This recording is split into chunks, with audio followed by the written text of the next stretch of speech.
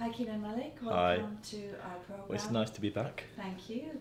I wanted to ask you first and foremost about this, unprecedented migrant crisis that we're facing. What are the root causes of it? Well, the first thing I think is that we call it a migration crisis, but it's as much a crisis of the response as it is about migration. It's the EU's response to migration that has created so many deaths, for instance, that created all the scenes in the Balkans where people are piling up in the Balkans. That is creating a possible humanitarian crisis in Greece. There was a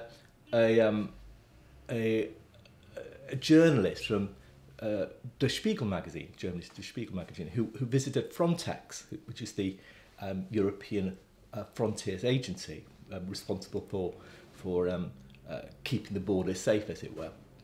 And he made the point that the language being used there was that of Europe at war. And I think that's part of the problem, is that we see the migration crisis as a kind of war between Europe and the migrants. The roots of it are quite deep in the sense that it hasn't simply just happened.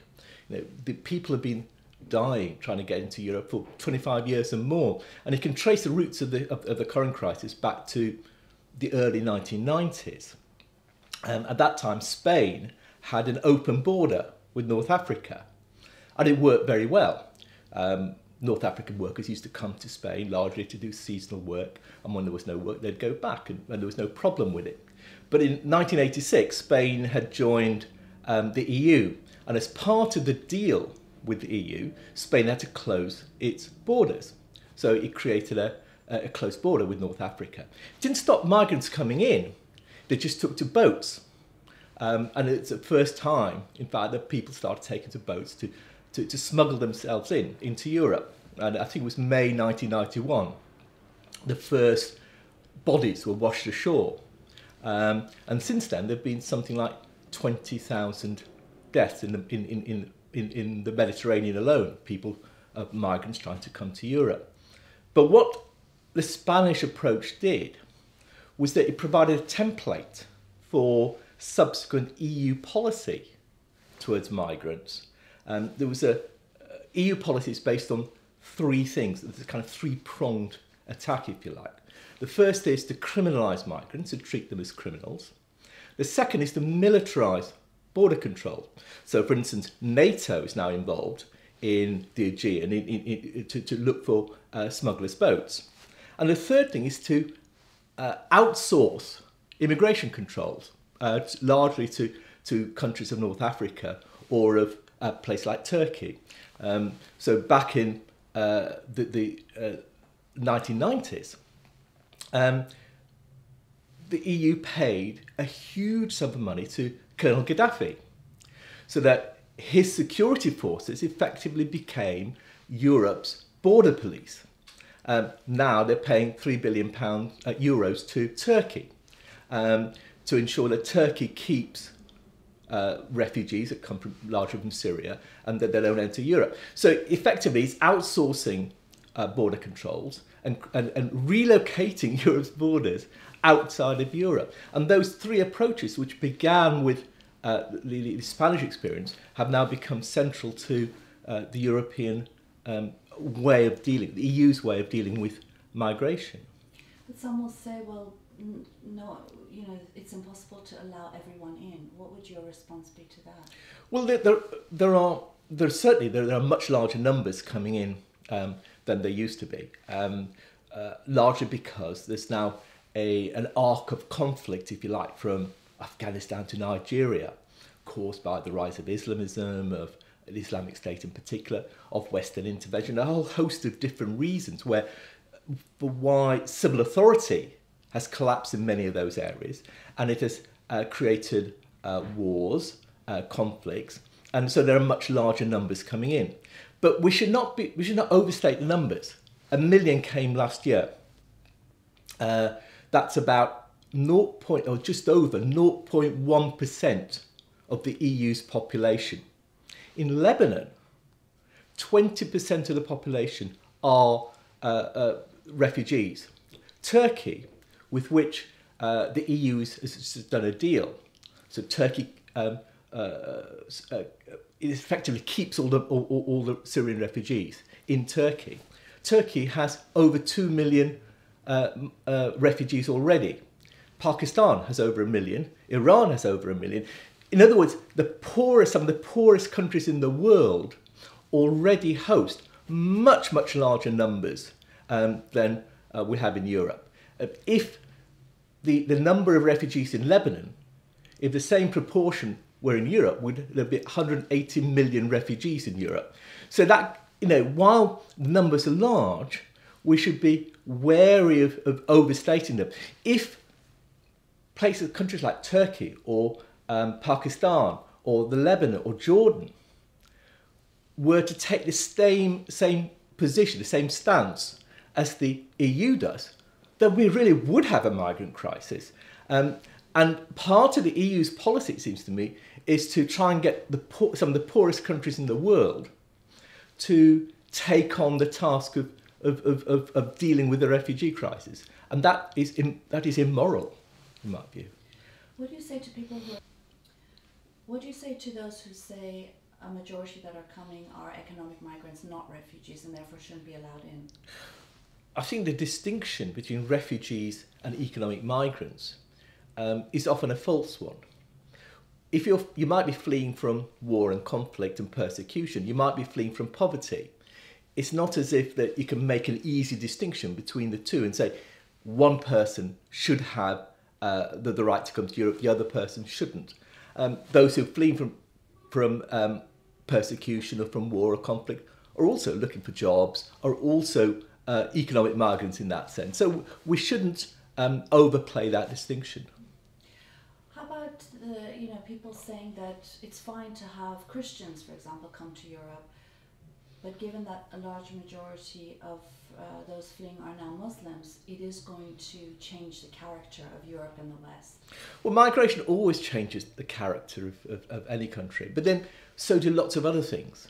Had not a single migrant come to Europe in the past 50 years, Europe would still be a very different place now than it was 50 years ago. So we imagine it's migration that creates all the changes we see. Migration does.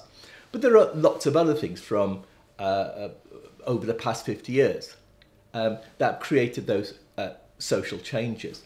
So again, we should not overstate the changes that migration brings about. But there's another argument really underlying this idea that Christians should come in but Muslims shouldn't.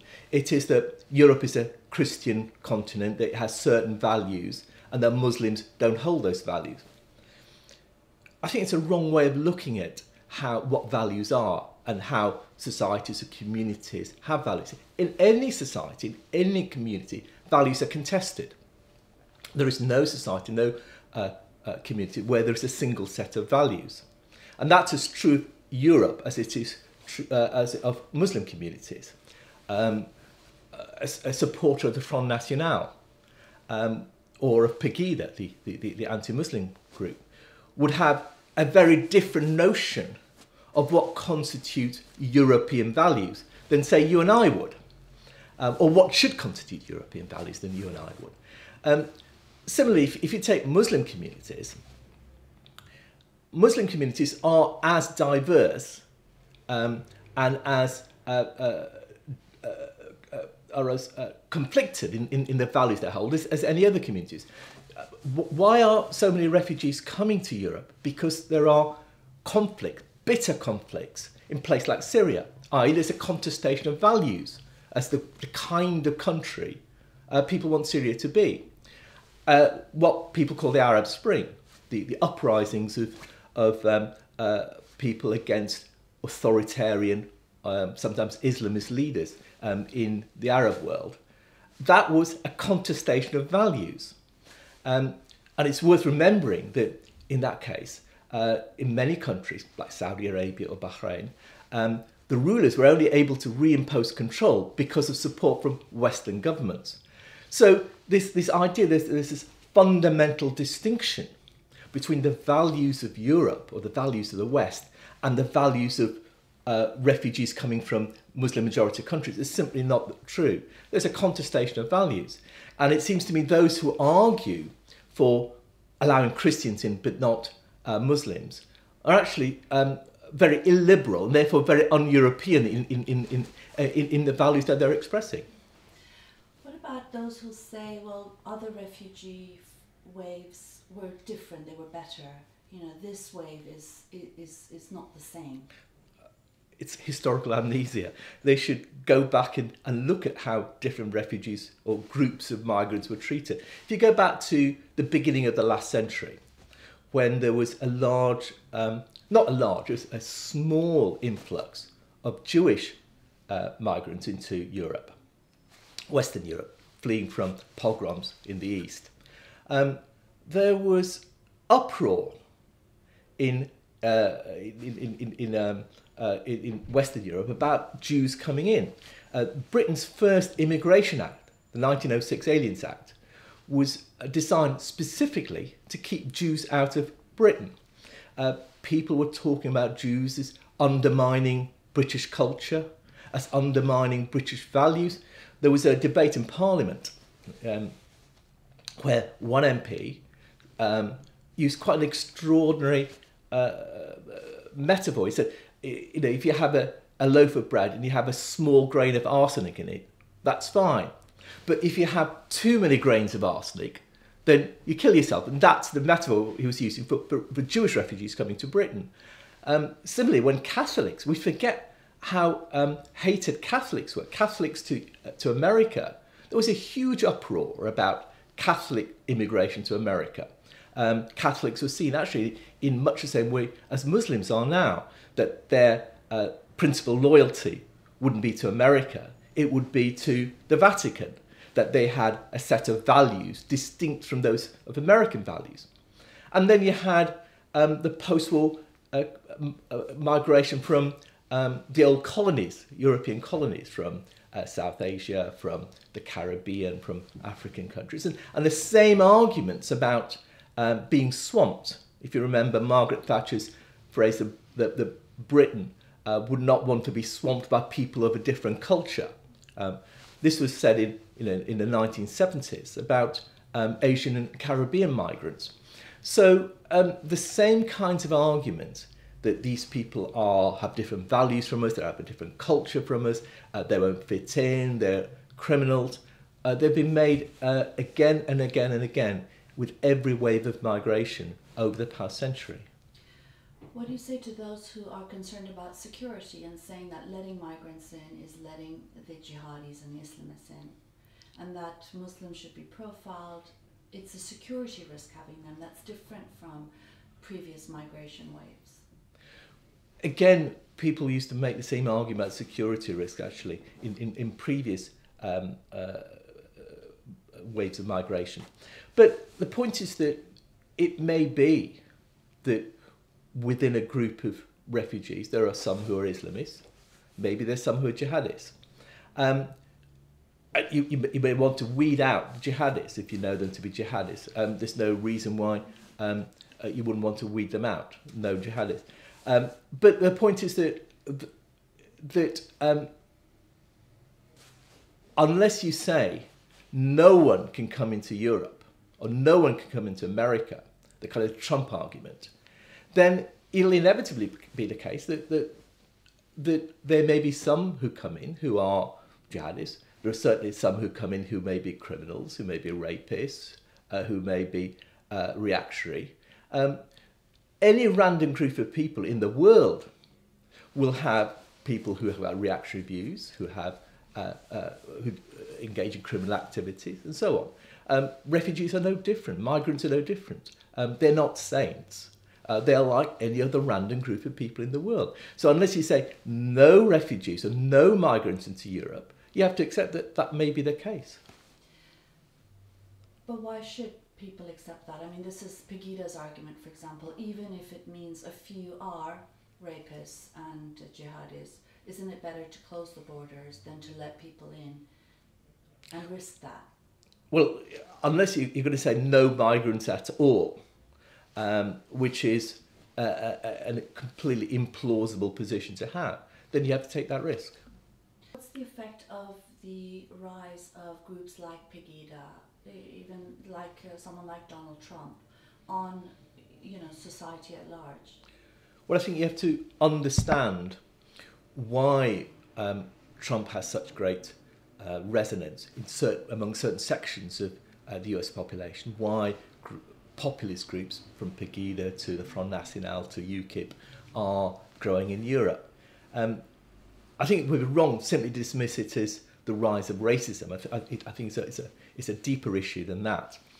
And the deeper issue is the transformation in the political landscape.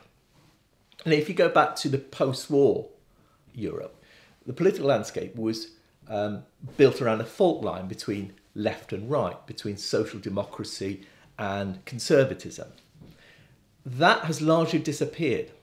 The real fault lines now are between a political mainstream and a group of a growing group of disaffected voters who are disaffected with the mainstream, whether of left or of right, and who are disaffected because they feel they no longer have a voice in politics. And they do so for a number of reasons. Economic forces has marginalised many sections of many working class communities in Europe. The imposition of austerity policies, a whole series of economic and political changes has marginalised their position. And at the same time, social democratic parties have cut their links with their old working class constituencies. The shift from Labour to New Labour being a classic example. And so there's a whole section of the population who feel disaffected, disengaged from the political mainstream, who feel that the mainstream political parties are not voicing their concerns, their anxieties, and so on. Now, immigration has played no role in that transformation or in creating that sense of disaffection, but immigration has become, if you like, the symbol of those unacceptable change. Because globalisation, the forces of globalisation, or the internal wranglings of the Labour Party are difficult to see. The Muslim who lives next door or the Polish builder are easy to see, and because over the past half century, immigration has always been seen as a problem that must be solved. So immigration has become the means through which people understand their marginalisation, their voicelessness, if you like, and that is, I think, a large reason for the rise of anti-immigrant hostility towards Muslims. They are not like us. It's become an us and them thing, and so I think we need to challenge both the anti-immigrant hostility, but also the reasons for the disaffection of large sections of voters, reasons that are important for us to address. Questions about decline in jobs, about austerity, all those kinds of issues. I think both needs to go. We need both those issues. We need to take it hand in hand. Isn't though the reason why immigrants are targeted also because of an underlying racism, though? I think it's because over the past half century, right from the beginning, immigrants have been seen as a problem to be dealt with.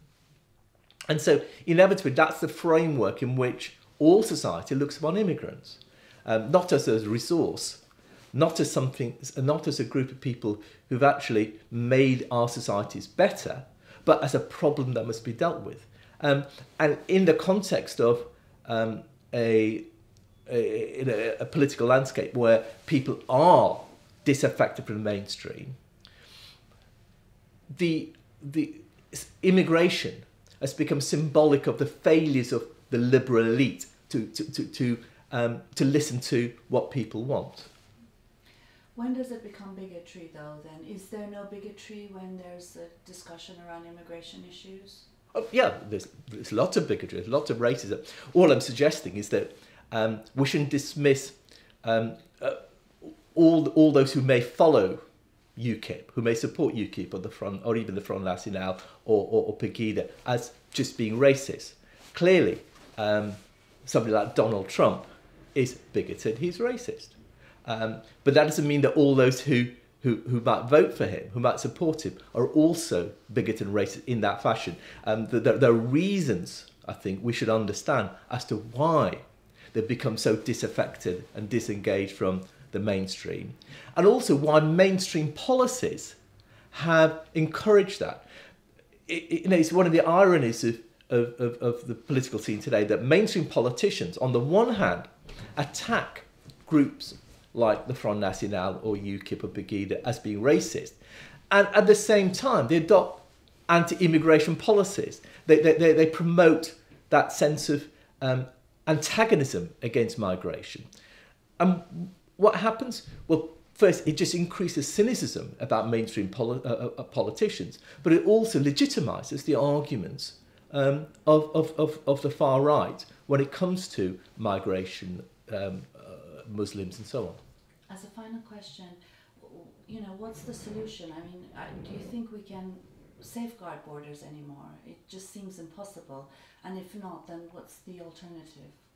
Well, there are two different issues here. The one is the question of open borders. The other is the question of do open borders provide a threat to the nation? Now, as an ideal, open borders are fine. I think in practice it depends on circumstances and on context. But what I would say is that the argument against open borders, the idea that they are a threat and a problem, are usually wrong. There are two main arguments that are made about open borders. The first is that if you have an open border, the whole world will walk in. The second is the idea that it means that there are no border controls. I think both are wrong. We forget that open borders were the norm until recently, and that there are lots of cases of open borders both then and now. Britain had an open border to the Commonwealth until the early 60s. America had an open border to Mexico until the 60s. Spain had an open border to North Africa until the 1990s. The whole world didn't walk in. What happened with it, small numbers came to do work, usually seasonal work, and went back when work was no longer available. It was a workable, perfectly useful system. The irony is that it's the imposition of controls that created the problems that those controls were meant to solve. So when Britain announced that it was going to introduce migration controls, its 62 Immigration Act, lots more people came from the Caribbean and South Asia to beat the closing door, brought their family and settled with them. In the 50s, we forget, initially, migration was sort of young men who came to do work and who had every intention of going back when they'd done some work. But what happened was because of those controls, we had much larger numbers came in and settled. Same thing in America, where Mexican migrants used to come from Mexico to America, California, places like that, to do seasonal work and go back. Once they started closing the borders, then many more came in, settled in America, and thousands more then tried to smuggle themselves into America as undocumented illegal workers. Same in Spain. I mentioned the fact that Spain used to have an open border to North Africa. Workers used to come in and out, no problem. But once the border was imposed, then large numbers tried to smuggle themselves in and have been trying to smuggle themselves in ever since. So it's often the case that it's not open borders, but the imposition of controls, ironically, that creates a problem that it's meant to solve in the first place. As for border control, open borders doesn't mean you can't have controls of borders. It just means you don't have arbitrary criteria about who you should let in or not. It doesn't mean that you can't control borders. It just means that you've taken a decision that you're not going to have arbitrary categories of people who are going to let in or not let in or exclude. One final question, and that's on profiling of Muslims. What do you think about that? People who argue for profiling usually argue that what they want to do is use statistical data to catch criminals. Now, if that was all that profiling was, then most people wouldn't have any problems with it. But in real life, profiling means something very different. It's using certain demographic categories, which are politically and socially salient, to target certain groups. So, for instance, the NYPD, last year, until it was closed down by the courts, had a special surveillance unit to spy on Muslim communities. Mass spying program on mosques, on cafes, on restaurants, on street corners, and so on. Entirely illegal. That was why it was shut down. But also entirely useless in gaining any information about security. What it did do was to create that sense of us and them, that Muslims were the enemy, and that's part of the problem. It's true that if you exclude non-Muslim terrorism, that all terrorism is created by Muslims, if you want to stack the decks in that way. And it's true that if you only look at Muslim terrorism, that 100% non-Muslims aren't involved. Therefore, someone might say that it makes sense, therefore, to profile Muslims, to check simply Muslims. But 99.9% of Muslims aren't involved in terrorism either. Therefore, if it makes no sense to profile non-Muslims, it makes equally no sense to profile Muslims. Bruce Schneier, the security expert, it was a debate with Sam Harris, in fact, about profiling. He makes the point that if you profile every Muslim who used airports since 9/11, the chances of you finding a terrorist among them were 1 in 80 million. So it's an entirely useless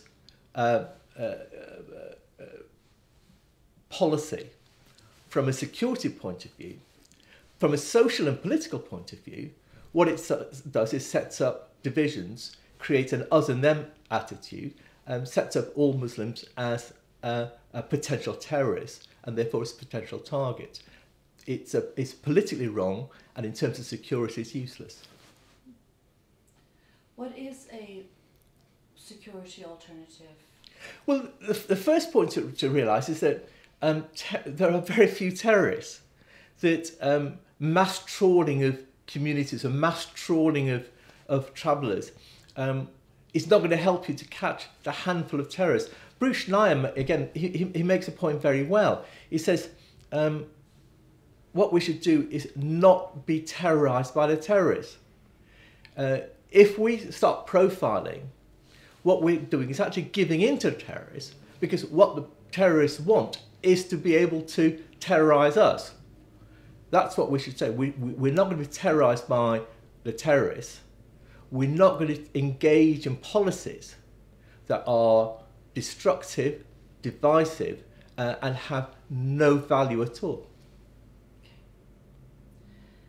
Can I just ask one last question? Yeah, hold on. I'm going to really try.